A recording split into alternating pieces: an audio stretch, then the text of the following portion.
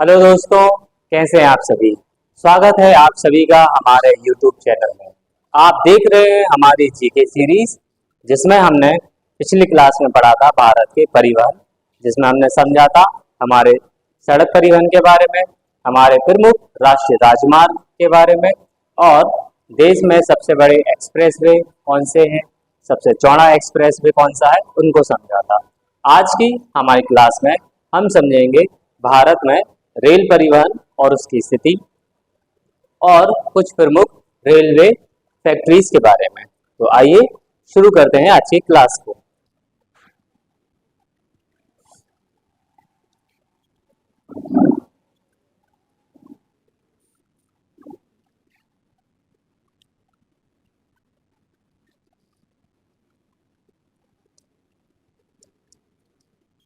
भारत में रेल परिवहन,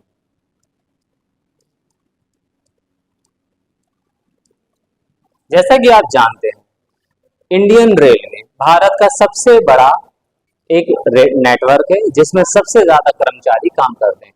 और भारतीय रेलवे को हम हमारे अर्थव्यवस्था की लाइफलाइन भी कहते हैं, जो कि यात्रियों को और हमारे माल को, हमारे सामान को एक जगह से दूसरी जगह पहुंचाने में इस्तेमाल की जाती है। तो उस हिसाब से रेल परिवहन का हमारे देश में बहुत महत्व है। अब बात करें कि भारत में रेलवे का राष्ट्रीयकरण कब हुआ।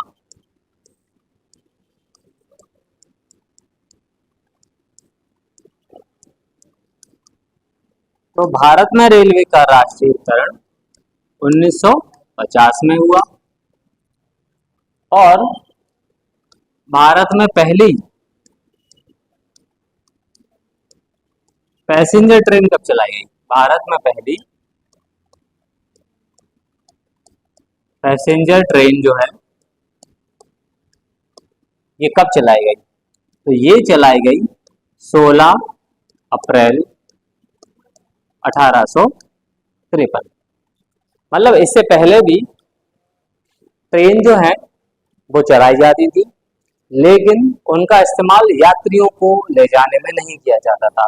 तो ये पहली बार था जब हमारे देश में वो ट्रेन चली जिसमें हमने यात्रियों को एक जगह से दूसरी जगह पहुंचाया। और डेट आप देख सकते हैं 16 अप्रैल 1853। और कहां से कहां तक चलाई। तो मुंबई से जो ठाणे है, जो कि लगभग 34 किलोमीटर की दूरी है, इस बीच ये ट्रेन चलाई गई थी।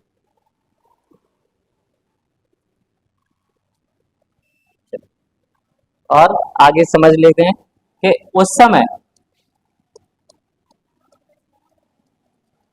इस ट्रेन के लिए,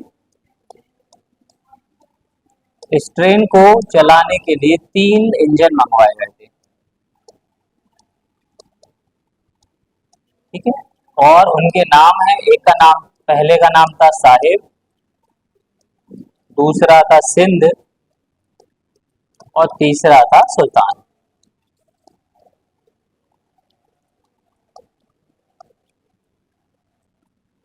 और बात करें अगर ट्रेन के नाम की, तो उस ट्रेन का नाम था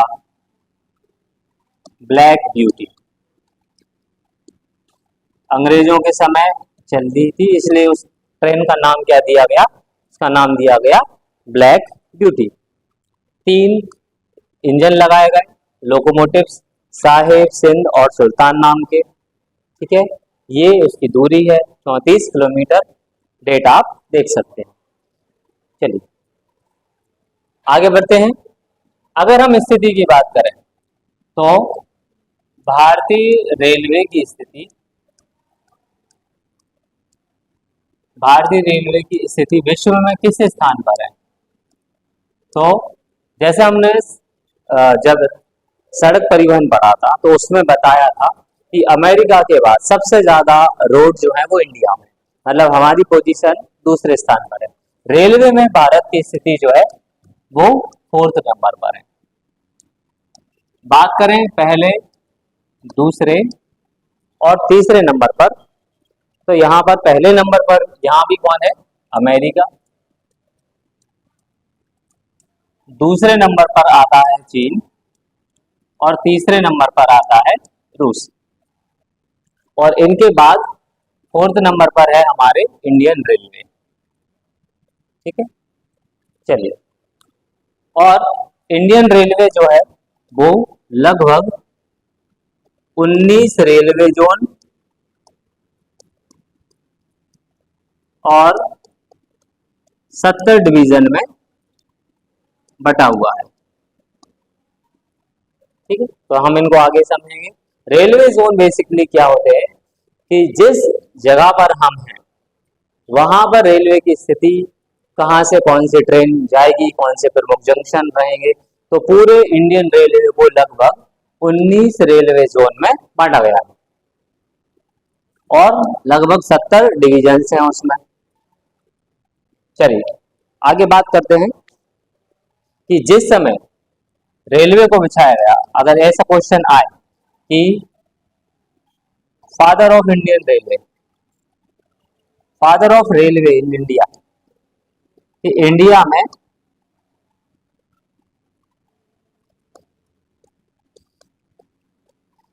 में रेलवे को किसने एस्टेब्लिश किया, तो थे ये लॉर्ड डलहौजी। उस समय गवर्नर जनरल को के साथ लॉर्ड लगाया जाता था, तो ये लॉर्ड डलहौजी जो है उनको बोला जाता है फादर ऑफ इंडियन रेलवे। मतलब इनके समय में भारत में रेलवे जो है उसका विस्तार हुआ था, इसलिए डलहौजी को बोला जाता है father of railway in India. चलिए आगे बात करते हैं कि इसकी टैगलाइन क्या है,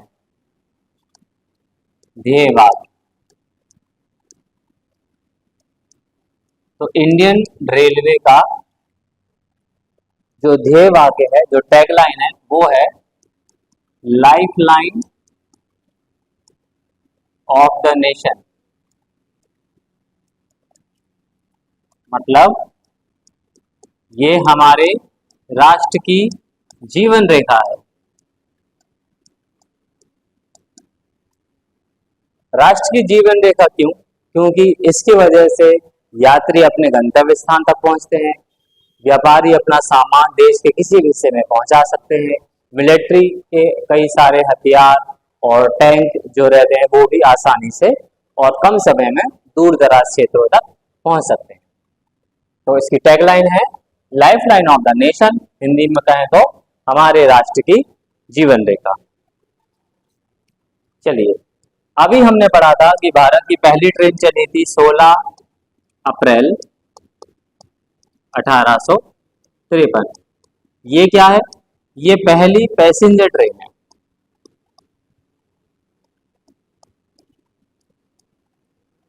मतलब ये हमारी यात्री ट्रेन है। और जिस समय ये चली थी उस समय ये कोयले से चलाई गई थी। ठीक है, लेकिन बाद में जब टेक्नोलॉजी थोड़ी आगे बढ़ी तो बिजली से चलने लगी। तो पहली इलेक्ट्रिक ट्रेन कौन सी थी? पहली इलेक्ट्रिक ट्रेन ये कौन सी थी और ये कब बनी, कब चली थी? तो बताएं इसको।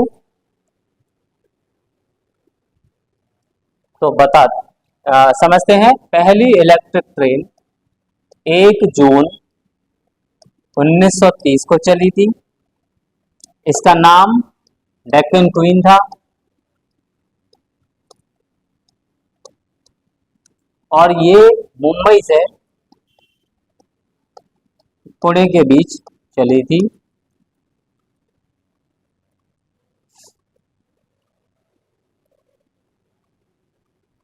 और जिस समय ये ट्रेन चली थी उस समय भारत के वायसराय कौन थे? ये वायसराय जो है हमारे पहले इस वायसराय की पोस्ट को ही गवर्नर जनरल बोला जाता था, बाद में इस पोस्ट का नाम बदलकर वायसराय कर दिया। भारत के वायसराय उस समय थे लॉर्ड रीडिंग। ठीक।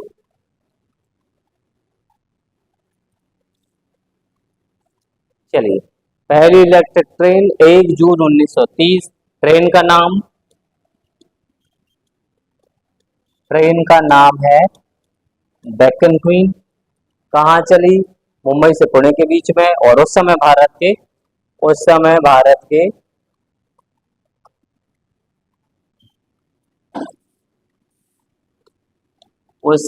के वायसराय थे लॉर्ड रीडिंग।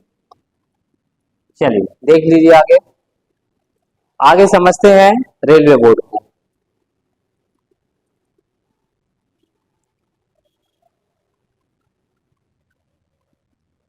तो जो हमारा रेलवे बोर्ड है,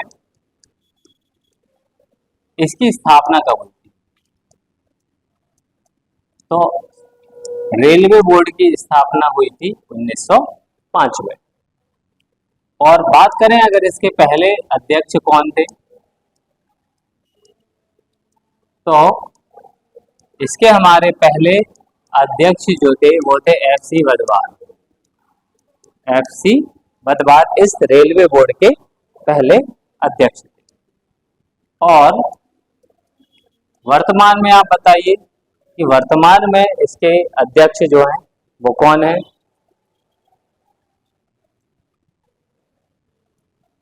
तो इसमें वर्तमान में इसके अध्यक्ष हैं अनिल कुमार लोहानी। चलिए लिख लीजिए इसको।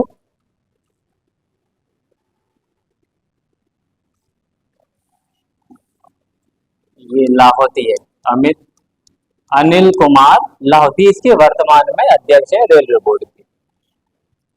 ठीक है। चलिए, आई थिंक इतना समझ में आ चुका होगा कि रेलवे बोर्ड स्थापना 1905, पहले अध्यक्ष FC वधवार, वर्तमान में जो अध्यक्ष हैं वो कौन है? अनिल कुमार लाहौती। अब आपको समझाते हैं गेज के बारे में। गेज, ये गेज क्या होती है? आपने देखा होगा रेलवे की जो पटरियां हैं वो इस तरह से स्लीपर से जुड़ी रहती है। कहीं पे ये बहुत चौड़ी होती है, कहीं पे थोड़ी कम चौड़ी, कहीं पे थोड़ी और छोटी, और कहीं कहीं पर बहुत छोटी। ठीक है। तो इन्हीं अलग अलग आकार की जो हमारी पटरियां रहती हैं उन्हीं को हम क्या बोलते हैं? गेज। मतलब पटरियों के आकार या फिर प्रकार। ठीक है, इसको हम कहते हैं गेज। तो समझ लेते हैं कि भारत में किस किस तरह के गेज जो है वो पाए जाते हैं। गेज पढ़ेंगे, गेज के प्रकार। तो गेज के प्रकार जो हैं ये कितने होते हैं? तो ये 4 तरह के पाए जाते हैं। ठीक है, 4 तरह के गेज जो है वो मिलते हैं। पहला जो हमारा होता है वो होता है ब्रॉड गेज। ठीक है,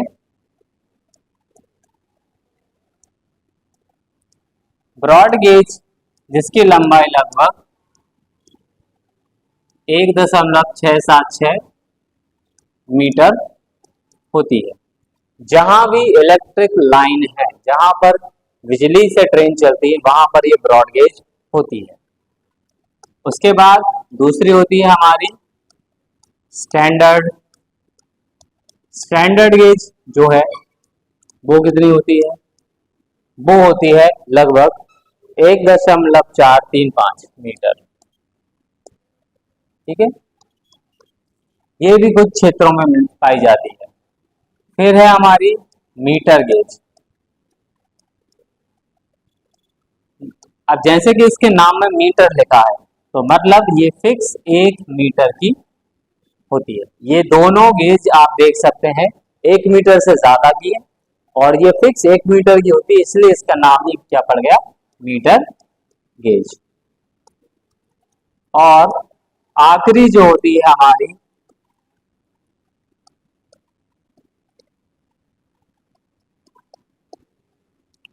जो कि होती है नैरो गेज, जो कि 1 मीटर से कम की होती है, जो कि हमारा 764 मीटर। ठीक है, ये उन क्षेत्रों में चलती है जो पहाड़ी क्षेत्र होते हैं।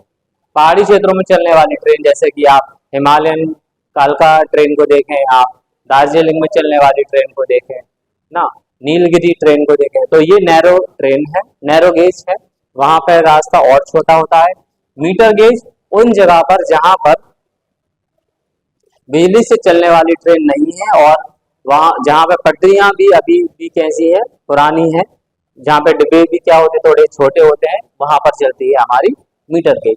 बाकी की ये दोनों गेज जो है वो उन जगह पर है जहां पर इलेक्ट्रिक ट्रेन पहुंच चुकी है, और वहां पर पटरियां अपने जो जिस हिसाब से ट्रेन चलनी चाहिए, समय ट्रेन चल रही है, उन जगह पर चलती है ट्रेन। जहां भी मीटर गेज है उन और नैरो गेज है, वहां पर उनको इन गेजों से रिप्लेस किया जा रहा है। मतलब मीटर गेज और नैरो गेज को ब्रॉड गेज और स्टैंडर्ड गेज से क्या किया जा रहा है, बदला जा रहा है, उनको उनको रूपांतरित किया जा रहा है। चलिए, अब एक सवाल का जवाब आप दें। आपने इतिहास में काकोरी ट्रेन इंसिडेंस के बारे में पढ़ा होगा, तो बताइए ये काकोरी ट्रेन इंसिडेंट कब हुआ था और कहाँ हुआ था? तो ये हुआ था 9 अगस्त 1925 को, जिसमें हमारे क्रांतिकारियों को धन की जरूरत थी, तो उन्होंने अंग्रेजों के जो धन का एक हिस्सा ट्रेन में जा रहा था उसको लूटकर हथियार खरीदे थे।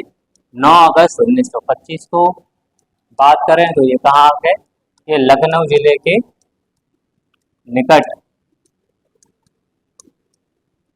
काकोरी नाम से जो स्टेशन है, काकोरी स्टेशन, ठीक है, वहां पर ये इंसिडेंट हुआ था। चलिए आगे बढ़ते हैं। अब हम समझेंगे हमारे कुछ प्रमुख रेल फैक्ट्री के बारे में, कि भारत में रेलवे की कुछ प्रमुख फैक्ट्रियां हैं। कहीं पर किसी पार्ट्स को बनाया जाता है, कहीं पर डिब्बे बनाए जाते हैं, या कोई दूसरे चीजों को इकट्ठा किया जाता है, असेंबल किया जाता है ना। कोई ट्रेनिंग इंस्टीट्यूट भी है। तो आज हम उनको यहाँ पर समझेंगे कि वो कौन सी प्रमुख रेलवे फैक्ट्रियां हैं। सबसे पहले है हमारा railway staff college, railway staff college, और ये कॉलेज है वडोदरा, गुजरात में।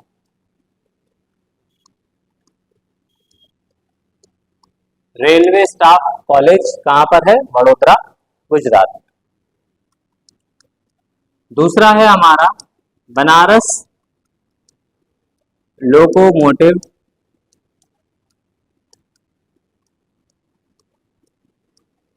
वर्क्स। तो बताइए बनारस लोकोमोटिव वर्क्स जो है ये कहां पर है? ये है मडुआ, मडुआ डी, जो कि कहां पर है? वाराणसी। ठीक है, अगला है हमारा चितरंजन लोकोमोटिव वर्क्स।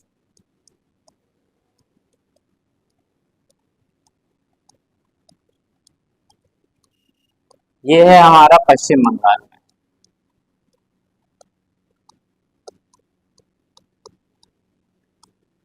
चलिए, चितरंजन लोकोमोटिव वर्क्स।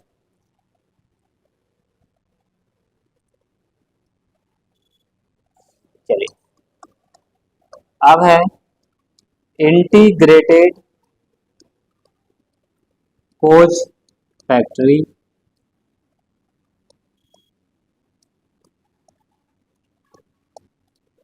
चलिए, इंटीग्रेटेड कोच फैक्ट्री ये कहां पर है? जहां पे आधुनिक जो हमारी ट्रेन के जो आधुनिक डिब्बे हैं वो इस जगह पर बनाए जाते हैं, जिनमें कई सारी आधुनिक सुविधाएं हैं। ये है हमारा पेरम्बूर, जो कि कहाँ पर है, चेन्नई में।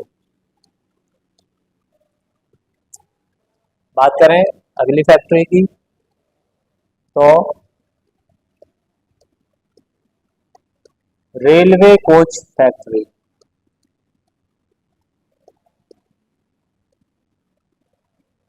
ये कहाँ पर है, ये है कपूरथला में, जो कि किस राज्य में है, पंजाब। चलिए,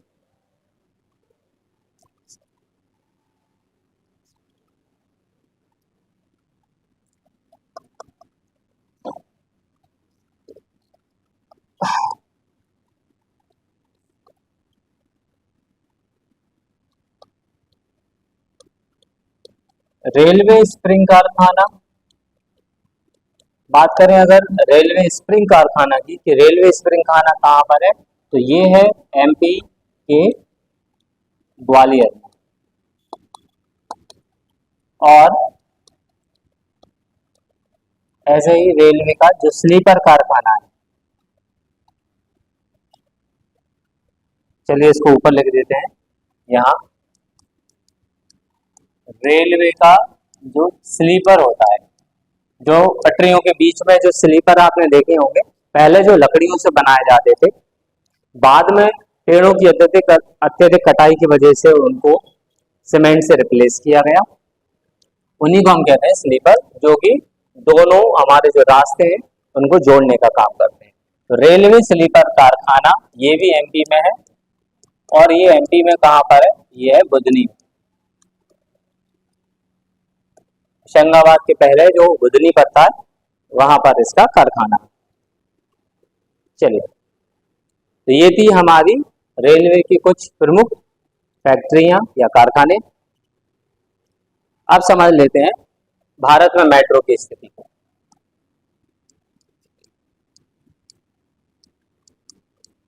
इस समय देश के कई शहरों में मेट्रो चल रही है, और कुछ शहरों में अभी मेट्रो का काम चल रहा है। लेकिन अगर हम बात करें कि भारत में मेट्रो जो है वो भारत की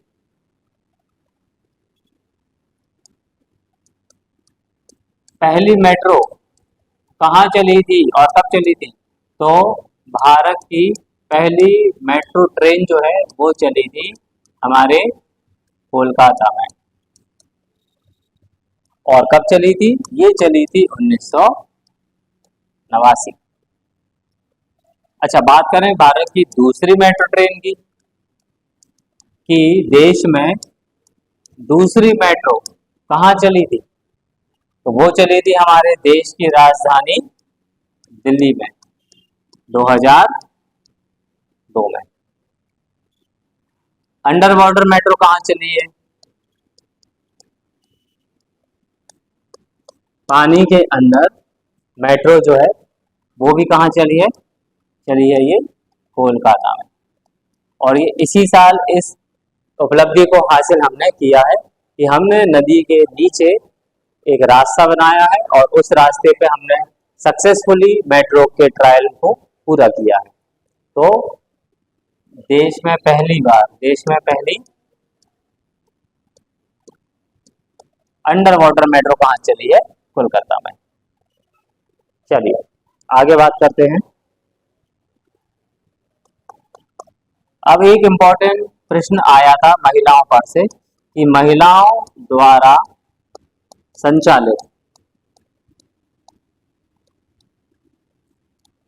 के द्वारा संचालित एक लोकल रेलवे स्टेशन कौन सा है।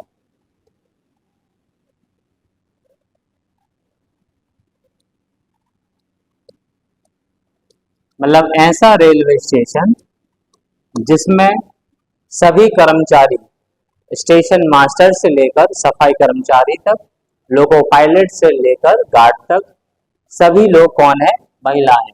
तो ऐसा रेलवे स्टेशन लोकल मतलब ये किसी उपनगर का हिस्सा है, और यहाँ पे कोई बड़ी दूरी की ट्रेनें नहीं रुकती, जो लोकल ट्रेन है सिर्फ वो रुकती हैं, तो उसका नाम है माटुंगा रेलवे स्टेशन। ठीक है, लेकिन अगर राष्ट्रीय स्तर पर देखें तो राष्ट्रीय स्तर पर मतलब एक ऐसा रेलवे स्टेशन जहां पर लंबी दूरी की जो ट्रेनें हैं वो रुकती हों और उसे भी पूरी तरीके से महिलाओं द्वारा संचालित किया जाए। राष्ट्रीय स्तर पर महिलाओं द्वारा संचालित रेलवे स्टेशन है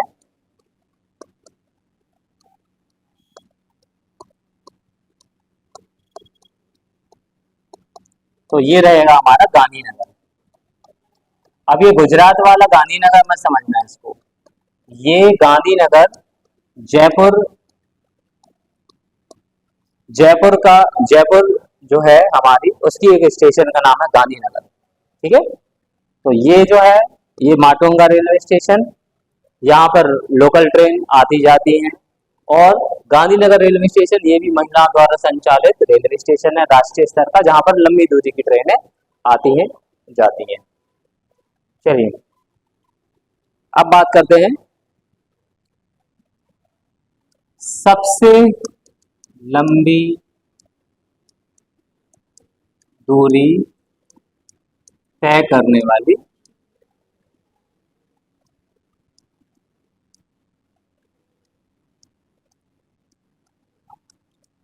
ट्रेन।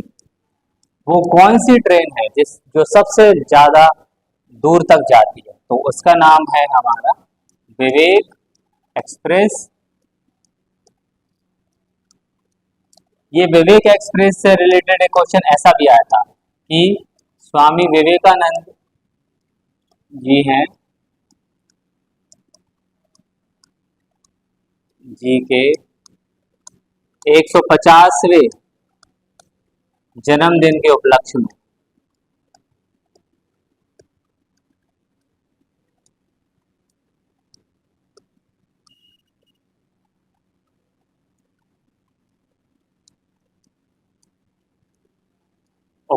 में इसे चलाया गया था।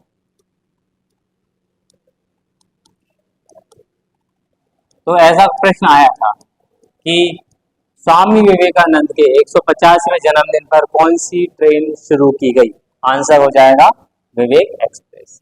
बात करें तो ये असम के डिब्रूगढ़ से कहाँ तक जाती है, कन्याकुमारी तक, और अपने इस सफर में 4236 किलोमीटर लगभग इतनी दूरी तय करती है।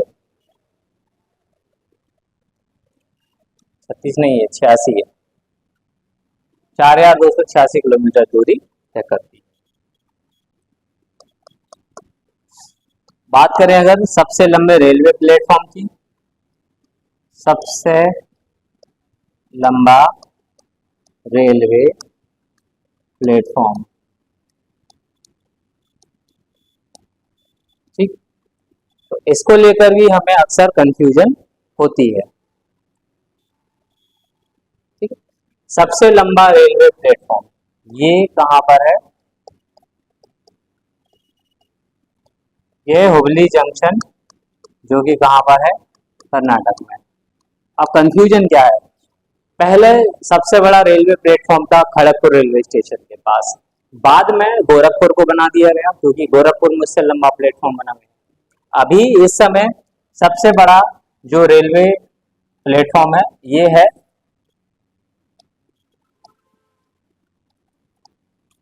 जो हमारा हुबली जंक्शन है वहां पर। तो अब आप गोरखपुर नहीं लगाएं, अब लगाएंगे आप हुबली जंक्शन, जिसकी प्लेटफॉर्म की लंबाई है 1507 मीटर, लगभग 1.5 किलोमीटर लंबा रेलवे प्लेटफॉर्म है।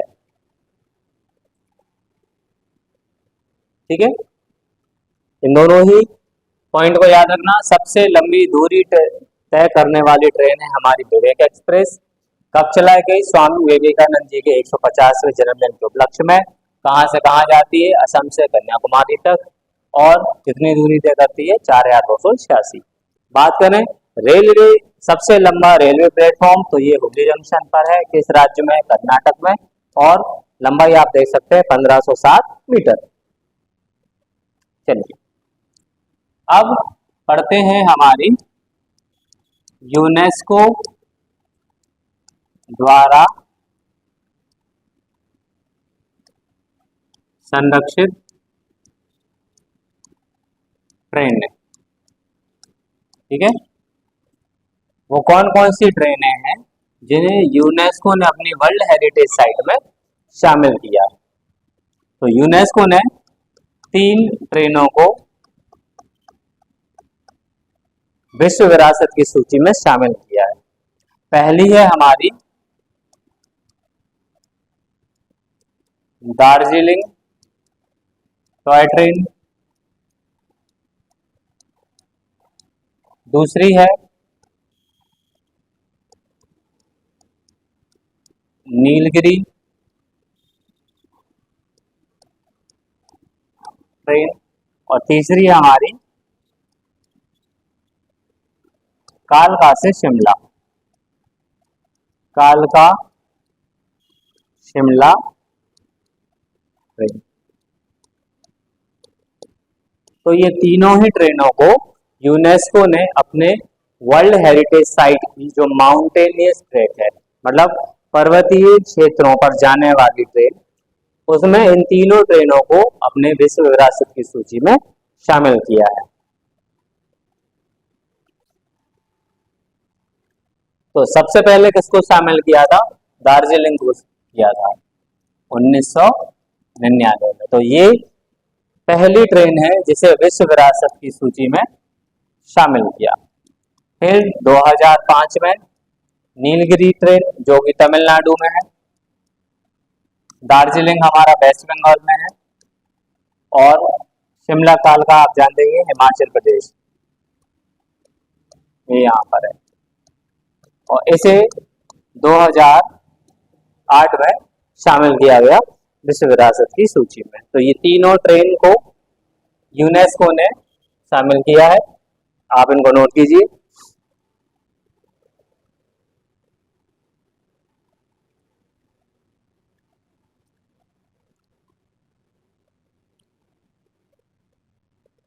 अब बात करें सबसे तेज गति से चलने वाली ट्रेन, तो आप जानते ही हैं कि इस समय भारत में सबसे तेज गति से चलने वाली ट्रेन का नाम क्या है? यह है हमारी वंदे भारत, वंदे भारत ट्रेन। और पहली वंदे भारत कहां से कहां के बीच चलाई गई थी? तो बात करें देश की राजधानी दिल्ली से हमारे बाबा विश्वनाथ की जो नगरी है वाराणसी, इसके बीच में पहली वंदे भारत ट्रेन चलाई गई। अच्छा, अब आप ये बताएं, भारत का पहला प्राइवेट रेलवे स्टेशन कौन सा है?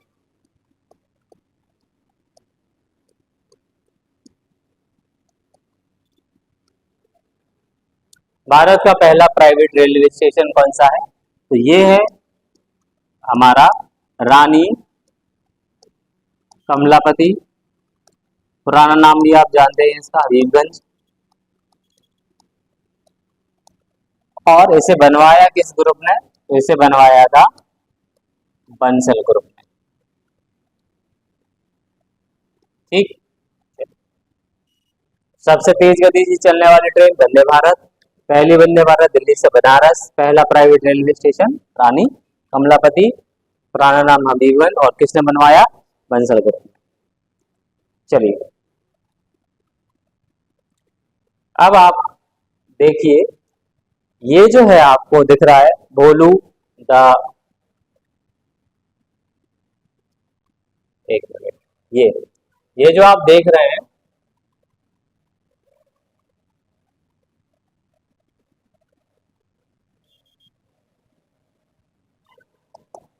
ये है ना, ये हमारे भारतीय रेलवे का शुभंकर है।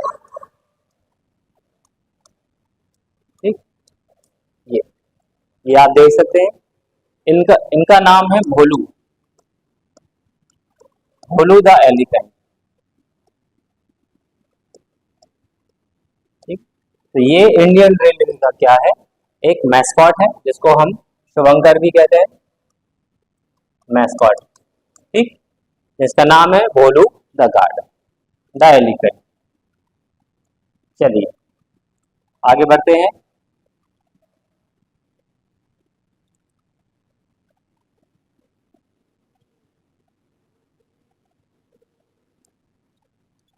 बात करें अगर रेल बजट की, तो आप जानते हैं कि रेल बजट जो है, रेल बजट अलग से जारी होता है और इसे रेल मंत्री द्वारा जारी किया जाता है।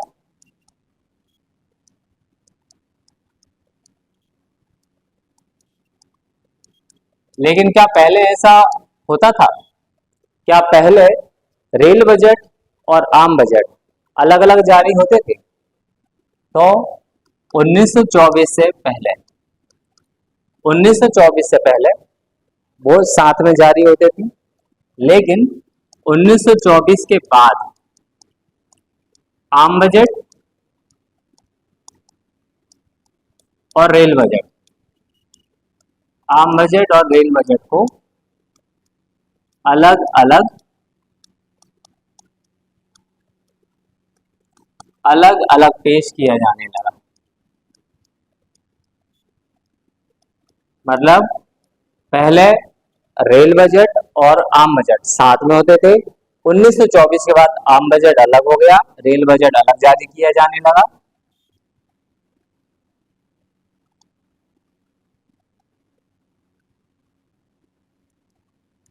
ठीक है, और ये भी आप जानते हैं कि रेल बजट कौन जारी करता है? तो रेल बजट हमारे जो रेल मंत्री रहते हैं, रेल मिनिस्टर रहते हैं, वो जारी करते हैं। और जो हमारा आम बजट रहता है, उसे कौन जारी करते हैं? उन्हें हमारे देश के जो वित्त मंत्री हैं, फाइनेंस मिनिस्टर, वो जारी करते हैं। ठीक है,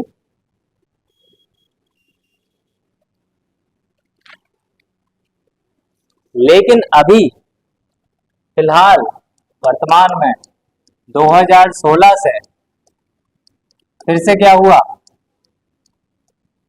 आम बजट और रेल बजट को साथ में कर दिया। आम बजट और रेल बजट को फिर से साथ में पेश किया जाने लगा। मतलब जो हमारी पुरानी व्यवस्था थी 1924 से पहले की, वो 2016 के बाद से फिर से शुरू की गई।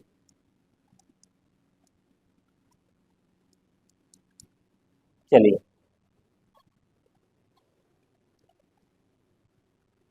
अब बात करते हैं रेल मंत्री की। तो बताएं आप, भारत के पहले रेल मंत्री कौन थे?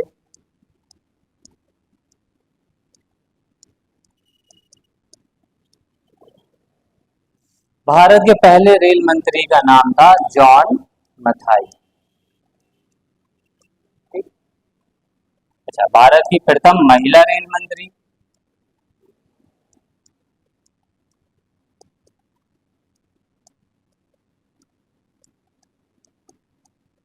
तो ये थी कौन? ममता बनर्जी। भारत की प्रथम महिला रेल मंत्री ममता बनर्जी। और वर्तमान में कौन है रेल मंत्री? वर्तमान में रेल मंत्री है अश्विनी वैष्णव। ठीक, तो ये थे हमारे कुछ प्रश्न रेल मंत्रियों के।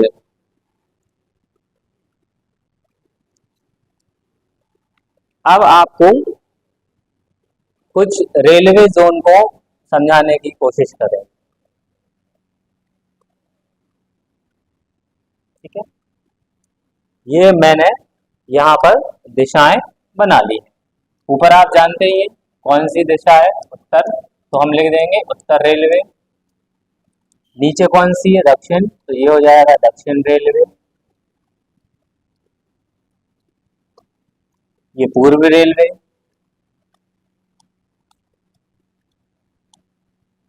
और ये पश्चिम रेलवे।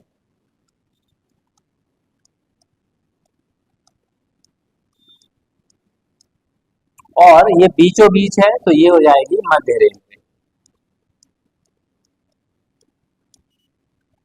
ठीक है, चलिए अब आप बताएं। जैसे उत्तर में हमारा सबसे बड़ा शहर कौन सा है? दिल्ली। तो ये हम पढ़ रहे हैं हमारे प्रमुख रेलवे जोन। ये है हमारा क्या? रेलवे जोन के बारे में। तो समझिए, तो सबसे पहले आप दिशाओं के हिसाब से, जैसे उत्तर में सबसे बड़ा शहर दिल्ली, पश्चिम में पूर्व में सबसे बड़ा शहर भाई कोलकाता, तो हमने लिख दिया कोलकाता। पश्चिम में सबसे बड़ा शहर मुंबई।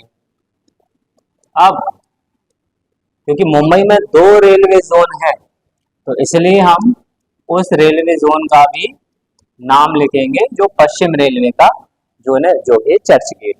तो उत्तर, पूर्व, पूर्व, पश्चिम, उत्तर, दक्षिण में सबसे बड़ा शहर है हमारा चेन्नई, ये हमने लिख दिया। अच्छा, मध्य में आइए। तो मध्य में हमारा छत्रपति महाराज टर्मिनस, ये किसका रेलवे जोन है? मध्य रेलवे का। तो ये हमने रेलवे जोन लिख दिए, और साथ में उन शहरों के नाम लिख दिए जो कि क्या है, जो कि इनके हेडक्वार्टर है। रेलवे जोन और उनका जो मुख्यालय रहेगा, जिनको हम हेडक्वार्टर भी कहते हैं, वो कोई शहर रहेगा। उत्तर रेलवे का कौन हो गया? दिल्ली। पश्चिम रेलवे का मुंबई, और मुंबई का चर्च गेट। मध्य रेलवे का छत्रपति शिवाजी महाराज टर्मिनस। दक्षिण रेलवे का चेन्नई। पूर्व रेलवे का कोलकाता। इतनी बात आपको समझ में आई? ठीक है, चलिए अब समझते हैं। अब हमने चारों कॉर्नर तो पढ़ लिए, अब हम मध्य में आते हैं चारों के। तो ये कौन सा हो गया? ये हो गया उत्तर मध्य रेलवे। और ये कौन सा हो गया? ये हो गया दक्षिण मध्य रेलवे। अब अगर यहाँ पे मैंने बाद लगाया, तो यहाँ भी हम बाद लगा देंगे, तो ये हो जाएगा इलाहाबाद। हालांकि इसका नया नाम प्रयागराज है। ठीक है, तो यहाँ पे भी बाद लगेगा, तो ये हो जाएगा सिकंदराबाद। सिकंदराबाद है ना आसान? उत्तर मध्य रेलवे, दक्षिण मध्य रेलवे, दोनों के में बाद आ गया। अच्छा, अब ये कौन सा है? ये है पूर्व मध्य रेलवे, और ये है हमारा पश्चिम मध्य रेलवे। अगर हम यहाँ पे पुर लगाएंगे, तो हम यहाँ भी पुर लगा देंगे, तो ये हो जाएगा हाजीपुर, और ये हो जाएगा जबलपुर। तो पूर्व मध्य रेलवे का मुख्यालय हाजीपुर, पश्चिम मध्य रेलवे का जबलपुर। अब आप बताएं कि कोई तकलीफ?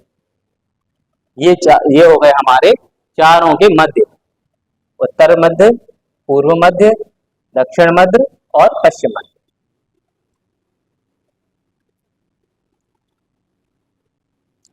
अब अपन इन दोनों दिशाओं के बीच का पढ़ लेते हैं। ये कौन सी दिशा है? उत्तर पूर्व, तो ये हो जाएगी उत्तर पूर्व रेलवे।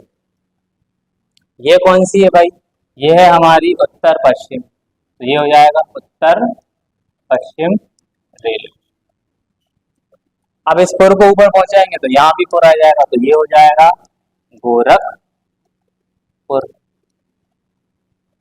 और यहाँ पे पुर है, तो यहाँ भी पुर होगा, तो यहाँ पे हो जाएगा जयपुर। ठीक है, ये देखिए कितना आसान है। हाजीपुर के ऊपर हमने कॉमन पुर ले लिया तो गोरखपुर, और यहाँ पे जबलपुर से भी पुर कॉमन ले लिया, तो यहाँ पे हो जाएगा हमारा जयपुर। अब बात करते हैं यहाँ की। तो यहाँ पे इतना बड़ा शहर है कोलकाता, तो यहाँ पे हमने पूर्व, ये कौन सी है, दक्षिण पूर्व, तो ये हो जाएगा दक्षिण, एक मिनट, ये हमारा दक्षिण पूर्व रेलवे, और ये हो जाएगा हमारा दक्षिण पश्चिम रेलवे। तो हमने कॉमन ले लिए किसको, कोलकाता को, तो यहाँ भी आ जाएगा कोलकाता।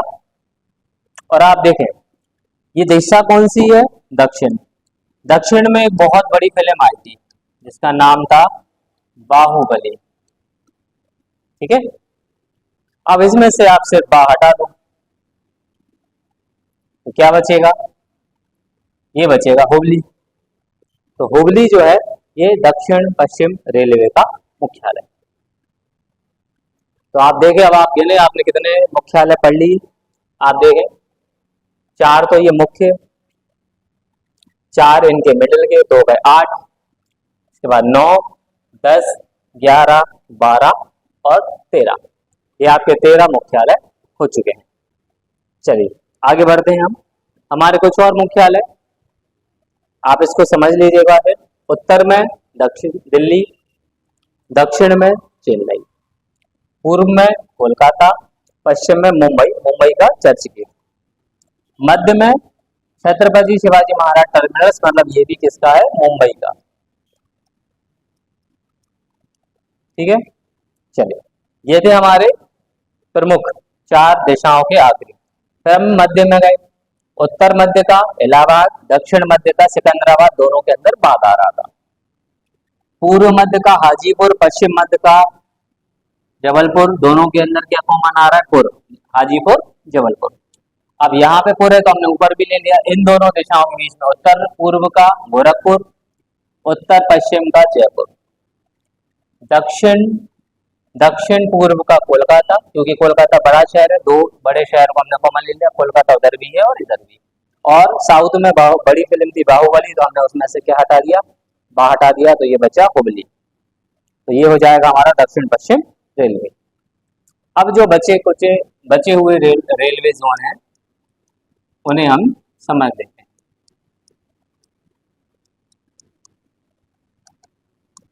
चलिए अब है हमारे कुछ प्रमुख रेलवे जोन, जिसमें की है दक्षिण पूर्वी मध्य, दक्षिण पूर्वी मध्य रेलवे, ठीक है। ये कहाँ पर है, ये बिलासपुर में, बिलासपुर मतलब छत्तीसगढ़ जो है, छत्तीसगढ़ में जो बिलासपुर शहर है ये हमारे दक्षिण पूर्वी मध्य रेलवे का क्या है, ये मुख्य है।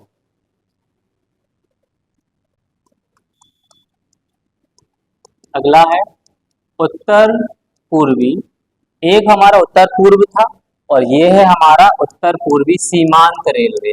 सीमांत मतलब जो आखिरी बॉर्डर है ना, वहां का।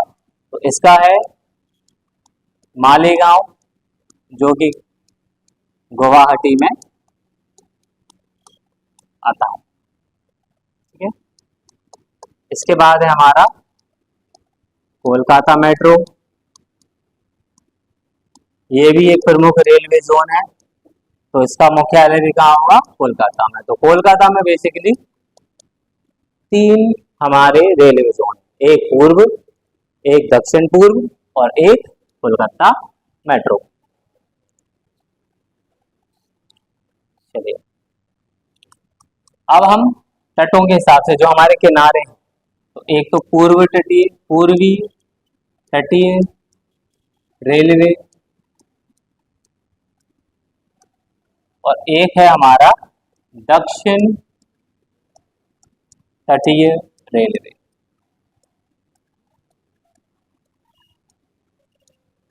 ठीक है, पूर्वी तटीय रेलवे में अब हम देखें, हमने कोलकाता में 3 रेलवे जोन्स बना दिए, तो उसी से थोड़ा सा नीचे आप उड़ीसा में आए, और उड़ीसा में जो हमारा शहर है भुवनेश्वर, ये रहेगा पूर्वी तटीय रेलवे का मुख्यालय।